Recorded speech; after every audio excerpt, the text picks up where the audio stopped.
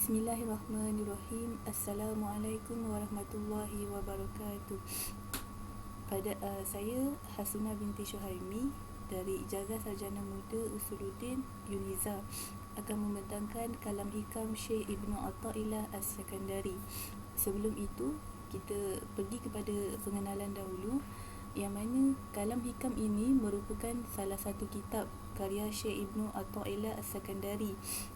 Ia mengandungi sebanyak 264 hikmah dan antara kandungan-kandungannya adalah dorongan-dorongan untuk menuju kepada Allah, mengukuhkan kesedaran hati, ma'rifatullah, menghiasi diri dengan akhlak yang baik dan sebagainya. Walau bagaimanapun, pembentangan ini memfokuskan kalam hikam yang ke-6, 7, 8 dan 9.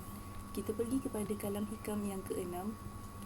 La yakun ta'akhuru amadil ata'i ma'al ilhahi fid du'a'i mujiban liya'sika fahuwa dhamina lakal ijabah fima yakhtaru laka la fima takhtaru li nafsika fil waqtil ladzi yuridu la fil waqtil ladzi turidu.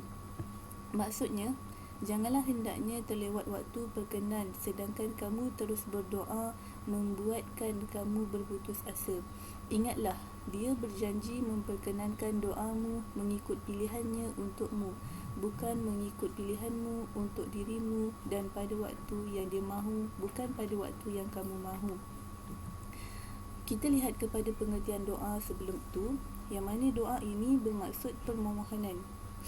Sebagai Muslim, doa memainkan peranan dalam kehidupan kita. Daripada bermulanya kita bangun tidur sampai kita nak tidur balik, hidup kita dipenuhi dengan doa kerana kita berhajat kepada Allah Subhanahu Taala. Isunya timbul apabila kita ada hajat, kita mohon, tapi kita mohon, iaitu kita berdoa kepada Allah Subhanahu Taala tapi tak dapat. Jadi Syekh Ibnu Athaillah As-Sakandari menyelesaikan masalah ini dengan yang pertama, jangan putus asa. Bila mana seorang hamba itu berdoa ataupun berinteraksi dengan Allah, hukum berdoa itu ada 4. Yang pertama, bila kita berdoa, Allah akan bagi tunai. Yang kedua, Allah bagi tapi bertangguh. Yang ketiga, Allah tidak bagi tapi diselamatkan dari bala. Sebagai contoh, kita minta doa kepada Allah, ya Allah, aku nak kaya, tetapi Allah tak makbulkan sebab pada ilmu Allah mungkin bila kita kaya, kita lupa pada Allah, kita tidak pergi masjid dan sebagainya. Dan yang keempat, kita berdoa tapi Allah bagi di akhirat nanti.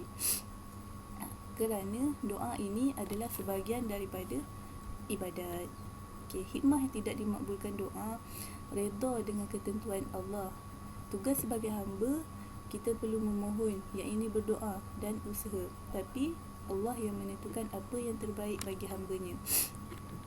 Sifat Muslim perlu ada 2 ni, iaitu sabar dan syukur. Sebagaimana dalam Al-Quran, kisah Nabi Musa AS berdoa supaya dibinasakan Fir'aun dan kaumnya, tapi selepas 40 tahun baru dimakbulkan doanya. Seterusnya kita pergi kepada kalam hikam yang ke-7. La yushakkikannaka fil wa'di adamu wuqu'il maw'udi wa in ta'ayyan zamanuhu li'alla yakuna zalika qadhan fi basiratika wa ikhmadan linuri sariratika. Maksudnya, janganlah kamu ragu akan sesuatu janji yang dijanjikan itu tidak berlaku sekalipun masanya telah ditentukan, supaya keraguan-keraguan itu tidak mencacatkan mata hati kamu dan memadamkan cahaya hatimu. Sebagai seorang Muslim, kita cuba buat amalan-amalan kebajikan seperti menolong anak yatim, menyebarkan kebenaran Islam dan meninggalkan diri daripada melakukan maksiat. Sebab apa? Kita yakin dengan janji Allah, yang mana kalau kita bantu orang, Allah akan bantu kita. Kalau kita bantu agama Allah, Allah akan bantu kita.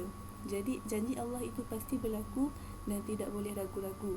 Sebagaimana dalam kisah surah Yasin ayat 20 hingga ayat 26, yang mana pada awalnya Allah menghantarkan utusan-utusan untuk menyampaikan kebenaran kepada suatu kaum, tetapi kaum tersebut mengancam untuk membunuh utusan tersebut.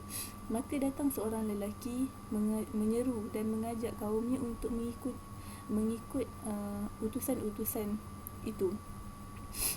Lelaki tersebut juga diancam dan dibunuh oleh kaum tersebut. Lalu Allah menjanjikan dia syurga.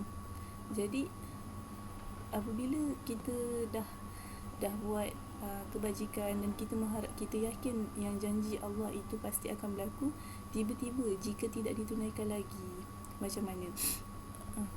Antaranya adalah syarat Allah tidak dipenuhi. Mungkin dalam kita melakukan kebajikan itu, kita tidak mengambil berat tentang dosa-dosa kecil ataupun mengambil ringan tentang dosa-dosa kecil. Jadi apa yang perlu kita buat? Menerima qada dan qadar Allah, kemudian usaha, lepas tu mohon, yang ini berdoa dan berharap kepada Allah Subhanahu Wa Taala. Perlu diingatkan bahawa Allah melaksanakan janjinya mengikut kehendak Allah, bukan mengikut kehendak kita.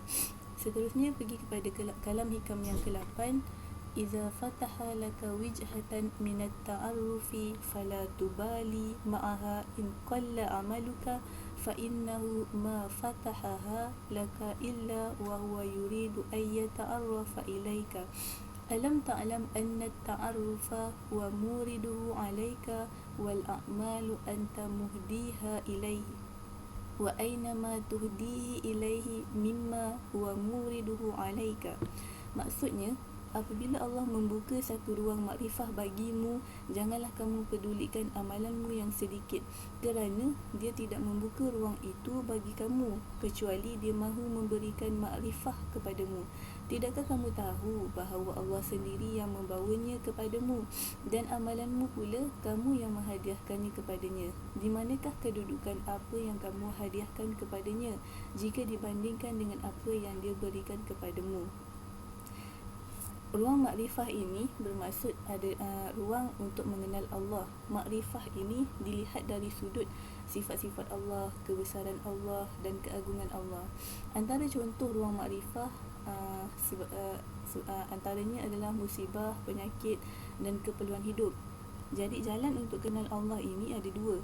Yang pertamanya kita usaha, yang kedua ijtibak, iaitu Allah pilih kita untuk kenal dia, dan kebiasaannya dalam bentuk ujian. Mungkin dengan sebab musibah, kita hanya bergantung kepada Allah Ta'ala dan meninggalkan perasaan bergantung kepada makhluk. Jadi Syekh Ibnu Atha'illah As-Sakandari menyatakan, jika kita ditimpa musibah, kita perlu sabar dan redha, dan jangan tinggalkan amalan kebaikan, kerana amalan kebaikan yang sikit itu juga dikira. Jadi kita janganlah berduka cita atas musibah yang berlaku pada kita. Sebaliknya kita perlu gembira kerana di situ ada ruang makrifah, iaitu ruang untuk mengenal Allah Subhanahu Wa Taala.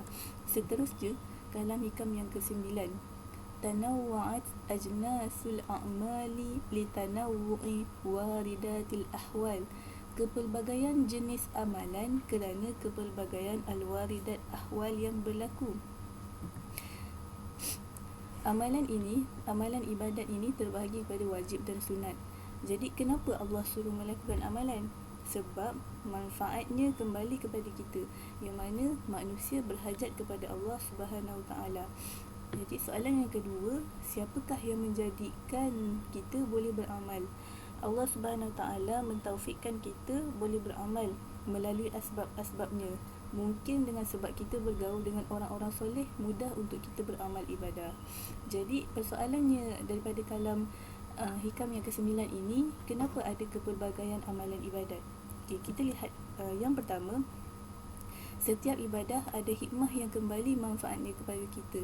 Yang kedua, supaya tidak bosan. Yang ketiga, setiap amalan ada matlamat sendiri. Sebagai contoh, zikir Alhamdulillah, matlamat dia adalah untuk mengucap syukur kepada Allah. Dan yang keempat, jalan untuk menuju syurga banyak. Ada orang masuk syurga sebab banyaknya baca Al-Quran. Ada orang masuk syurga dengan banyaknya sedekah. Jadi jalan untuk masuk syurga itu banyak. Kemudian Al-Waridat Ahwal.